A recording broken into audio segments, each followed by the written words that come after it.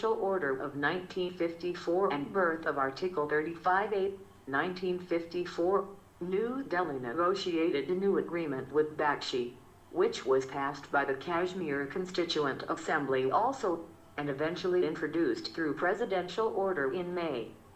That still left the state with enormous autonomy. All residuary powers rested with the state legislature. The state government could detain people who did not enjoy the right to appeal to the Supreme Court. It also retained its controversial land reforms measures and the final authority over any alteration of the state's boundaries.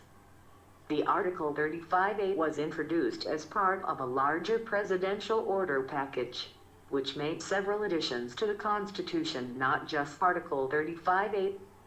The overall gist of this order was to give the government of India enormously more powers over the state than it had enjoyed before. First time, India's fundamental rights and directive principles were applicable to Jammu and Kashmir, and the state's finances were integrated with India. The order also extended the Indian Supreme Court's jurisdiction over certain aspects of Jammu and Kashmir. Just as crucially, the order had come about only after the Jammu and Kashmir government had agreed to it and passed a similar legislation in its own constituent assembly, making it clear that rather Jammu and Kashmir has given her powers to India. At the time of its introduction, the order was celebrated in India as a great step towards further integration of Jammu and Kashmir into the Union of India. Today, the only meaningful special status that J&K enjoys is Article 35(8). Way forward, the whole project of federal nation building requires constant negotiation between the nation-state and its components. The debate over the article should be seen as part of this larger decades-long process of the state's integration into India.